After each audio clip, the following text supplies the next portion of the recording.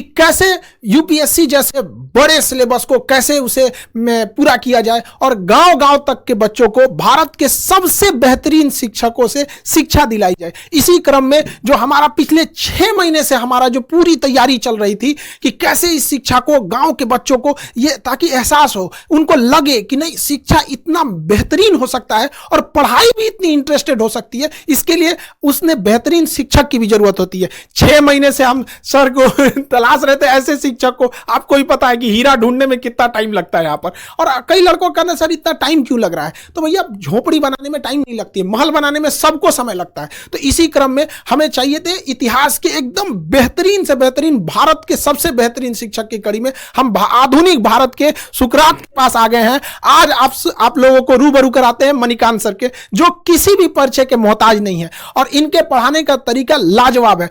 पढ़ने के बाद लड़कों को फील होने लगता है कि नहीं अब तो हमारा सिलेक्शन पक्का होने वाला है। तो भारत के सबसे बेहतरीन शिक्षक से पढ़ने का आपको मौका मिल रहा है और हम खुद गौरवान्वित महसूस कर रहे हैं कि आधुनिक भारत के सुकरात के साथ आज हमें यहां मौका मिल रहा है। आप लोगों को भी यह मौका मिलेगा और आप लोग समझेंगे कि कैसे भारत का अब निर्माण होगा, क्योंकि जो विशाल अखंड भारत की जो परिकल्पना थी वो जैसे हमारा उस समय अखंड भारत चाणक्य जैसे विद्वानों से बना था, उसी तरह अब हमें आगे बढ़ना पड़ेगा हम सब लोग को। उस समय एक चंद्रगुप्त मौर्य ने देश को जोड़ा था, लेकिन आज हजारों चंद्रगुप्त मौर्य की जरूरत पड़ेगी। और इसी सिलसिले में इतिहास पढ़ाने के साथ साथ इतिहास रचने वाले मणिकांत सर से आप रूबरू हुइए और समझिए कि कैसे कैसे आगे चीजें चलेंगी। Sir thank you very much Khan साहब। पहली बात तो मैं खान साहब को बहुत बहुत इस बात के लिए धन्यवाद और ज्ञापित करना चाहूँगा कि इन्होंने इतना बड़ा मिशन शुरू किया है, और मैं अपने स्टूडेंट्स को इस बात का भी जवाब देना चाहूँगा क्योंकि काफ़ी क्यूरियोसिटी उनको होगी। कई बच्चे साइट पर भी लिखते हैं कि सर बहुत खुशी हुई कि आप इस मिशन से जुड़े हुए, जैसे खान साहब ने आपको अखंड भारत कहा।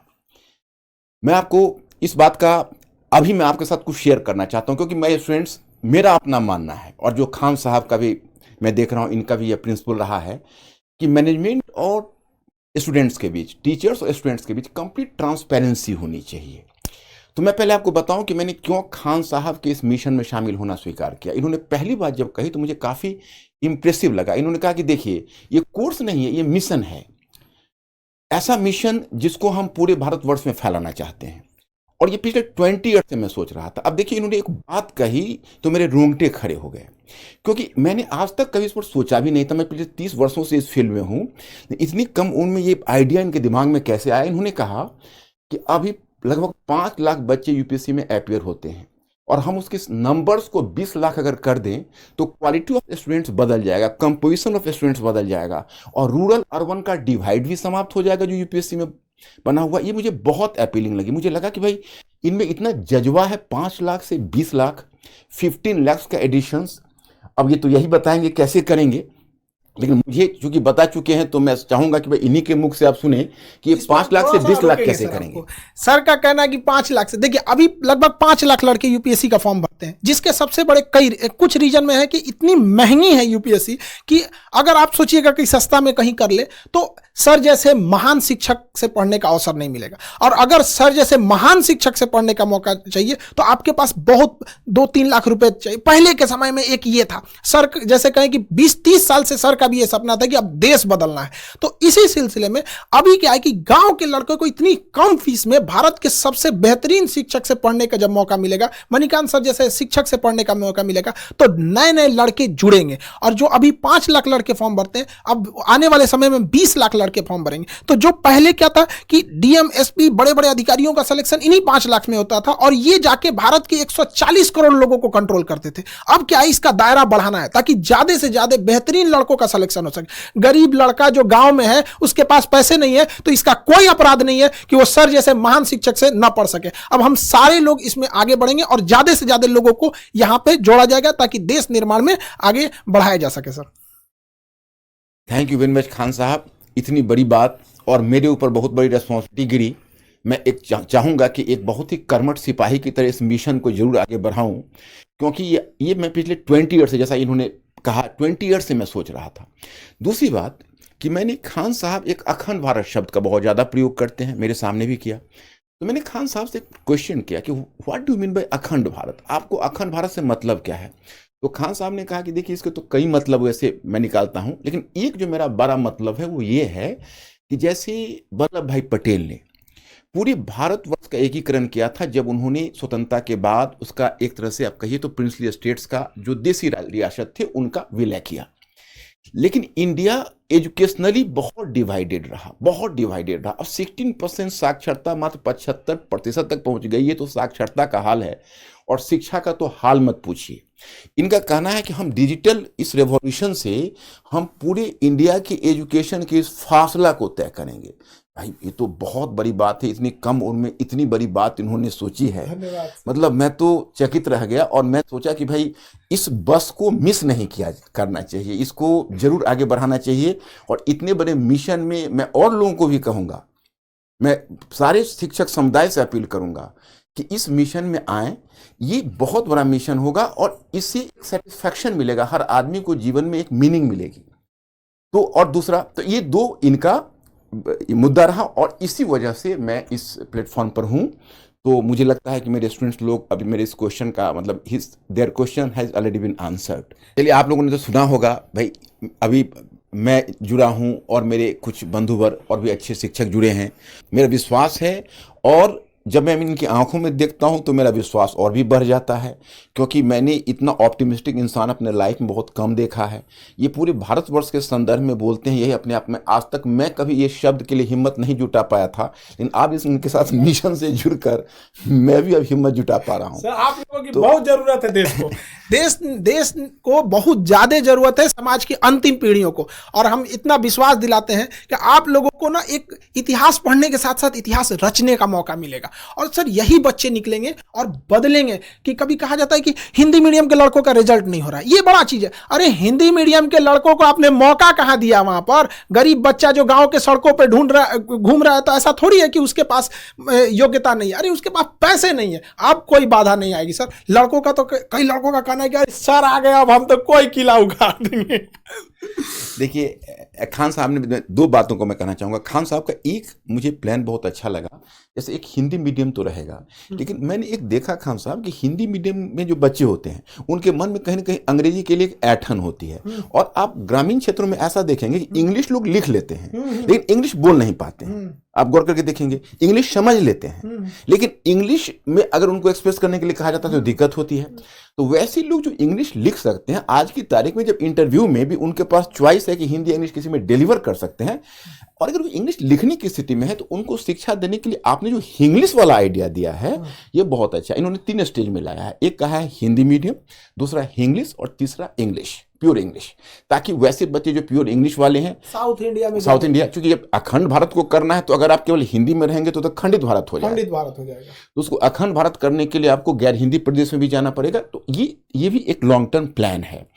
और इस संदर्भ में अब आप कुछ कहना चाहेंगे? तो सर एक चीज हम जरूर पूछना चाहेंगे सर कि ये आपके जो पढ़ाने का एक नया यूनिक मेथड जो है, इतिहास को इतिहास तक सीमित न रख के उसे वर्तमान परिदृश्य से जोड़ना, उसे भौगोलिक दृष्टि से जोड़ना, अंतर्राष्ट्रीय संबंधों में ऐतिहासिक घटनाओं का क्या असर पड़ा उस सब चीज़ों को जोड़ना।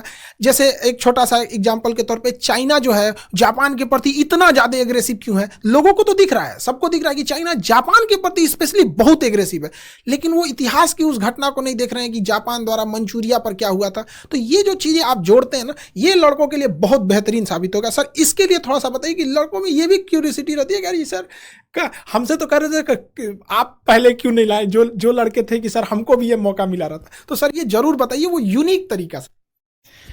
अब माय स्टूडेंट्स, अब इसमें मैं जो खान साहब ने जो क्वेश्चन किया है उसमें मैं एक चीज़ में और भी जोड़ना चाहूँगा, फिर मैं इसका भी रिप्लाई कर रहा हूँ। मैंने खान साहब से पहला क्वेश्चन किया था, इन्होंने जब अपनी फ़ी को 7500 रखी, मैंने कहा कि खान साहब कहीं आपका ध्यान क्वांटिटी पर ही तो नहीं है, क्वालिटी, कहीं ऐसा तो नहीं कि क्वालिटी के साथ कोई कॉम्प्रोमाइज़ होगा? क्योंकि क्वालिटी के मामले में मैं बहुत ज़्यादा सेंसिटिव रहा हूँ। सर यहाँ हम आपको रोकेंगे यहाँ पर। एक बात बताइए, लड़के लोग जहाँ पे सर खड़े रहेंगे वहां पे क्वालिटी के बारे में अगर कोई डाउट कर रहा है तो फिर उसको एक बार पुनर्विचार करना चाहिए कि वो किस दुनिया में जी रहा है सर। तो आपका रहना, एक इतने बड़े चीजों का बनना ही अपने आप में इस बात का प्रमाण है कि क्वालिटी तो बेस्ट रहेगी, बेस्ट में भी सबसे बेस्ट, कि लड़कों को लगने लगे कि पढ़ने के बाद मेरा तो हो ही जाएगा सर। यही इनका जो ये उत्तर था मेरे बहुत सेटिस्फैक्ट्री लगा। इन्होंने उस वक्त इन्होंने हमसे एक सवाल किया, कहा कि अच्छा ये बताइए सर, आपका जो method of teaching of history है वो यूनिक कैसे है? तो मैंने इनको जवाब दिया कि देखिए, मैंने इसमें कोई यूनिक, लोग इसलिए मानते हैं कि वो एनसीईआरटी पुस्तक के इंस्ट्रक्शन को नहीं समझ पा रहे हैं। एनसीईआरटी पुस्तक में जो क्लास 6 से लेकर 12 तक आप जाएंगे, एक प्रीफेस का पेज होता है, उसमें एक स्पष्ट क्लियर कट एक इंस्ट्रक्शन है। उसमें यह है कि पहला कि देखिए, आप मतलब you have to discourage the rote learning among students and try to activate their pattern of thinking. मतलब स्टूडेंट्स में आप सोचने की प्रवृत्ति को विकसित करिए और रटने की प्रवृत्ति को हतोत्साहित करिए। वो तब संभव है कि जैसा कि अभी खान साहब ने कहा कि जापान और अगर चाइना का वर्तमान कॉन्फ्लिक्ट है तो उसको हम अतीत में ले जाएं, अतीत को वर्तमान में लाएं, तो बच्चों में स्वयं एक्टिवेट हो जाता है सोचने की प्रवृत्ति। दूसरी बात क्या है कि आपके एनसीईआरटी में लिखा हुआ है कि विभिन्न विषयों के बीच के दीवारों को तोड़कर एक अंतर अनुशासनात्मक दृष्टिकोण विकसित करिए। वही मैं करता हूं। अब हिस्ट्री है तो हिस्ट्री को इंटरनेशनल रिलेशन से, इंटरनेशनल इकोनॉमी से, अब तो जो हमारी टीम है, अब हमारी जो टीम है, अपने और बंधुवर हैं, हम लोग साथ बैठेंगे, हम तो काफी एक्साइटेड हो रहे हैं कि हम इस पैटर्न को ही चाहते हैं चेंज करना। अभी यूपीएससी में खान साहब क्या हो रहा है कि अलग अलग बच्चे अलग अलग पढ़ते हैं विषय।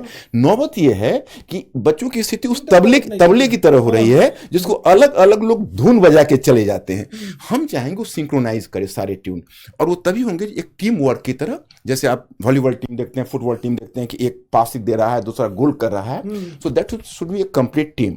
तो मैं आपको बताऊं कि यह चीज इन्होंने मुझे कहा कि बिल्कुल ठीक है, ऐसे ही इसको ले चला जाए, और इस बात से काफी एक्साइटेड हुए। तो एकेडमिकली मुझे बहुत सेटिस्फैक्शन मिला इनके इस प्रोग्राम से। और बाकी तो आपको खान साहब बताएंगे। एक चीज लड़कों से कहेंगे, देखो भाई, सर के मुस्कुराहट पे मत चले जाना। यहाँ पे जितने लोग हम लोग सेलेक्ट करेंगे ना, देखिए हम लोग का एक प्लान है कि लड़के जो हैं, जब आप क्लास करेंगे तो उसमें ऑटोमेशन इतना लेवल रहेगा कि वो आपका खुद चेक कर लेगा कि आप कितने लेवल पे हैं, कितना मेहनत कर रहे हैं। जब आपसे टेस्ट लिया जाएगा तो उसका रिकॉर्ड हमारे सर्वर पे रहेगा कि आप कितना अच्छे से टेस्ट देते हैं, कितने अच्छे से पढ़ते हैं। और हम लोगों की जो सिलेक्शन टीम है, अगर सेलेक्ट कर लेगी कि नहीं, अब आपको व्यक्तिगत रूप से अगर और मेहनत कर दिया जाए तो आपका सिलेक्शन पक्का होगा। तो आपको गाँव से हम लोग की पूरी संस्था, ऑर्गेनाइजेशन आपको वहाँ पे यहाँ दिल्ली लाएगी, और उन लड़कों को स्पेशली पढ़ाया जाएगा। और जिन लड़के सर के आएंगे ना ये सर के अंडर में, तो सर अभी भले मुस्कुरा के आपको बता रहे हैं, लेकिन जब पढ़ाने के टाइम पे उतरते हैं ना सर, तो लड़कों को इस तरह से, जिस तरह गन्ना का रस कैसे निचोड़ लिया जाता है वैसे निचोड़ लिया जाता है। हमसे कह रहे थे कि खान साहब, लड़कों को बस खाने के लिए और सोने के लिए छूट देना है, अब बाकी यहीं ले आके पढ़ना है, तब जाके भारत बदलेगा। तो याद रखिए, वो कमर कस लीजिएगा, ऐसे मेहनत करने वाले हैं। यहाँ सर बहुत आराम से कर रहे हैं, लेकिन जब सर पढ़ाने उतरते हैं ना, पूरी टीम हिल जाती है यहाँ पे। इसलिए आप लोग का क्या हाल होगा, इसलिए आप रेडी रहिएगा। और ये ज़रूरी भी है। अब मजाक, यूपीएससी मजाक की चीज़ नहीं है। यहाँ पर हम लोगों का जो सपना है इतना बड़ा, इतने भारत के सबसे बड़े बड़े शिक्षक जो भी भारत में हैं,